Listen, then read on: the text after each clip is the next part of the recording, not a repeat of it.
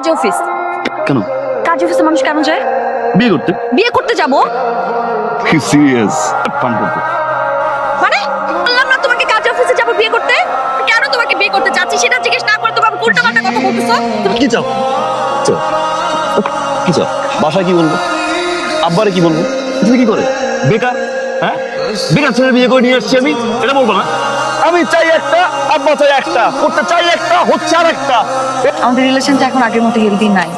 আমার বাসা যখন জিজ্ঞেস করবে যে ছেলেটা কি করে, তখন যে আমি বলবো ছেলেটা বেকার। তুমি চাকরিটা ছেড়ে দিও, জাস্ট আমাকে বিয়েটা করে তুমি চাকরিটা করো না। Just আমি পারবো না তোমাকে ছাড়া থাকতে, আমি চাই না তোমাকে হারাতে প্লিজ। সরি, আমি সব করছি। আচ্ছা, আমার ঘরে জন্ম নিচ্ছে কি চলে নাই, ইন্টারভিউ দিতে যায়, ফেল করে বাড়িতে আসে।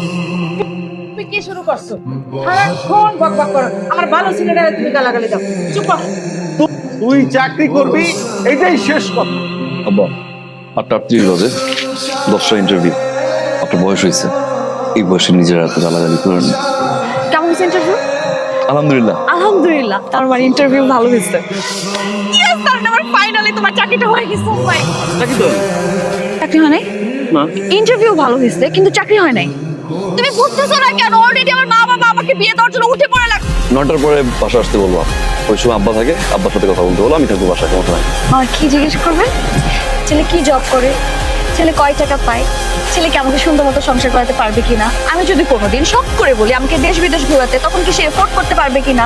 যা বলে একটু সিরিয়াস হবে নাও প্লিজ। আস্তে কথা বলো না, একটু আস্তে কথা বলো, একটু বাইরে। তোমার লাইফে তুমি কোনোদিন সিরিয়াস হতে পারবা না। একটা ছেলে পলিশ করা জুতা, আয়রন করা শার্ট প্যান্ট পরে রেডি হয়ে একটা ইন্টারভিউ সিরিয়ালে যখন বসে, কতটা টেনশন কাজ করে বুঝো? আমি চাই না তোমার সাথে কোনো খারাপ জিনিস করতে। এই নে, এই ইন্টারভিউ কাগজটা রাখ, এটার জন্য ভালোভাবে প্রস্তুতি নিস। হোটেলে বসান, যেদিন চাকরি নামে হোটেলে বসি আমি। এই, তোমার দ্বারা ব্যবসা হবে না, তোমাকে চাকরি করতে হবে। ইন্টারভিউ তো মনে হয় শেষ নাকি স্যার? হ্যাঁ, আপনার ইন্টারভিউ শেষ। চাকরিটা তাহলে হচ্ছে না। না, আপনার চাকরিটা হয় না। Sir, if you don't mind, ফোনটা ধরি। কি বাবা? কতক্ষণ ধরে ফোন দিতেছি, তোর ফোন ধরতে এতক্ষণ লাগে কেন? ইন্টারভিউতে ছিলাম বাবা। ইন্টারভিউ কেমন হয়েছে, নাকি এইবারও ফেল করছো? চাকরিটা হয়ে গেছে বাবা। তো চাকরি হয়ে গেছে, আলহামদুলিল্লাহ, আলহামদুলিল্লাহ। দেখ আমি কি করি, পুরা মহল্লা মিষ্টি দিয়ে ভাসায় দেবো। ঠিক আছে আব্বা। আপনি আপনার বাবারে এত বড় মিথ্যা কথা বললেন? জি স্যার, আর প্রতিদিন সত্যি কথা বলে জানেন, হ্যাপি করতে পারি না। ভাবলাম আজকে চাকরি হোক বা না হোক, বড় চাকরি দিচ্ছে। আনছি স্যার, চিৎকার দিচ্ছে। ইয়েস ইয়েস ইয়েস, পুরোনো টাকা শুরু করে দিচ্ছে। ঠিক 30 সেকেন্ড আগে আমার বলছি ইতরে বাচ্চা, তোমার ইন্টারভিউ দিচ্ছি, চাকরি হচ্ছে না। এখন ওরা বললো আমার ছেলে। তোমরা চাকরি পাইছো? তোকে এটা বলছিলাম যেদিন তুমি চাকরি পাইছো সেদিন আমাকে মন খুলে গানটা শোনাবা। তো শোনাও, চাকরি পাইছো না তুমি?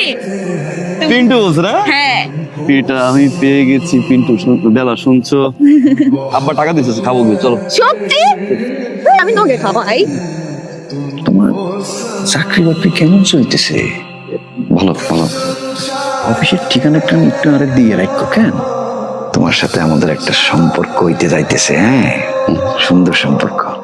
আইলে বড় দিবা, ঠিক আছে? এটা কি মাল্টিন্যাশনাল কোম্পানি? না ভাই, এটা কোনো মাল্টিন্যাশনাল কোম্পানি না। এটা চালের গোডাউন। দেখেন, এইদিকে চাল, এইদিকে চাল। সুমন সদাগর নামে একজন জব করে। আমার ভাই, এখানে কোনো সুমন সদাগর থাকে না। এটা মাল্টিন্যাশনাল কোম্পানি না, এটা চালের গোডাউন। সুমন সদাগর নামে কেউ নাই এখানে। দেখেন চাল চাল। এখানে কেন আসেন? আইএসটি ওই যে সুমন সদাগর আর বাগনির সাথে তার বিয়ে ঠিক হয়ে গেছে। আইএসটি তার সম্বন্ধে একটু খবর টবর নিতে। আপনি ফাজলামি করেন? মানে এখানে সুমন সদাগর নামে কোনো কেউ চাকরি করে না। না, কেউ করে না। কি এর মাল্টিন্যাশনাল কোম্পানিতে বলা চাকরি করে? এই সুমন, এদিকে আয় তো। কি? চুপ থাক, একটা কথা বলবি না তুই। দেখো বাবা, তুমি নাকি মাল্টিন্যাশনাল কোম্পানিতে চাকরি করো না? মা, এই বলস না কিনলেই মাল্টিন্যাশনাল কোম্পানিতে চাকরি করস? বল তোর বাবারে, বল ঠিক করে বল। এই হলো এত বড় মৃত্যু, একটা মৃত্যু খোলার লগে গেছে, বিয়ের সাথে ঠিক করতে। হাই হাই হাই হাই হাই, আল্লাহ রে। আব্বা তুমি বলো, তুমি ওরা বলে দাও তুমি কত বড় কোম্পানিতে চাকরি করো। ও অনেক বাজে বাজে কথা বলছে। আমার কোনো চাকরি হয় না। ইজার বিয়া 1 সপ্তাহের মধ্যে বিয়া দিন। আমি রাজি নেই এরকম। আমি রাজি। আপনার মিথ্যা বলছি, সবারই মিথ্যা বলছি, আমি চাকরি করতে পারবো। বুঝছেন আন্নের হলার মুখে তো আন্নে শুনছেন না যে আপনি হলেন কি সবচেয়ে বড় বাটপার, সবচেয়ে বড় দালাল, সবচেয়ে বড় বেঈমান। আর মেয়র কি একবারে চুপ করে গেছেন কিন্তু? হ্যাঁ সি সি থু। তোমার জন্য আজ আমাদের ভালোবাসা হেরে গেল। আমি কত স্বপ্ন দেখেছিলাম তোমাকে নিয়ে। তুমি বুঝতেছো তুমি কত বড় অসৎ একটা মানুষ? তুমি পারতা না আমাকে সত্যিটা বলতে? অ্যাটলিস্ট আমি তো তোমাকে মানিয়ে নিতাম। আজ তোমার জন্য তোমাকে হারালাম। আমি চলে যাচ্ছি। আমি অসৎ না, আমি পরিস্থিতির শিকার। তো একদিন পুরো সমাজ বুঝবে, তখন আমি অনেক কিছুই হারাবো, সেটা চিরতরের জন্য। আমি তোমাকে ভালোবাসি বেলা,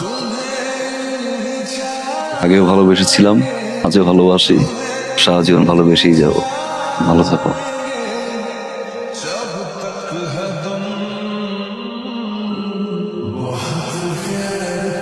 আমার খুব ঠান্ডা লাগতেছে।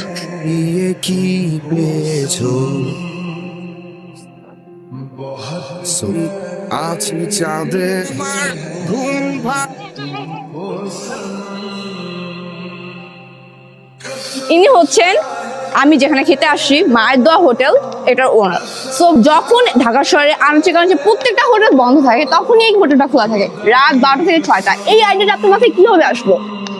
আমার থেকে আমার রাতে ঘুম আসতো না, 3-4টা বন্ধু সবাই থাকতাম। ওই টাইমে দেখা যেত কি মাঝে মাঝে আমার ক্ষুধা লাগতো, আম্মুকে বলতে পারতাম না, নিজে রান্না করতে পারতাম না। সো ওই পেটে ক্ষুধা নিয়ে ঘুমোতে হতো।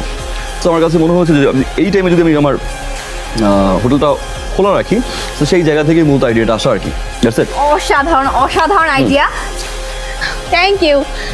আপনারা এতক্ষণ দেখেই নিলেন আমি কার সাথে কথা বলেছি, মায়ের দোয়া হোটেলের যে ওনার তার সাথে। একটা অ্যানালগ হোটেলের ডিজিটাল বানালেন। শহর বলো, গ্রাম বলো, দেশের বিভিন্ন কোনাকাঞ্চিতে মায়ের দোয়া হোটেল পরিচিত হয়ে গেল।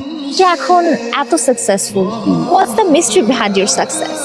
আপনার বিজনেস তো এখন বেশ ভালো রান করছে, কতগুলো ব্রাঞ্চেস হয়েছে।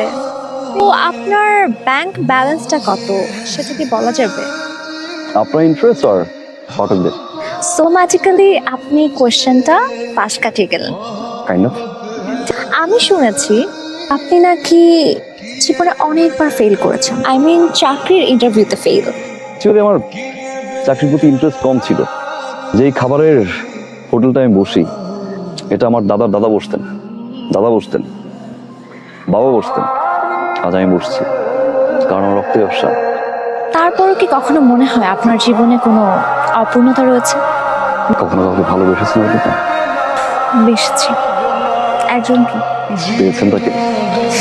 পেয়েছি। আমি হারিয়েছি।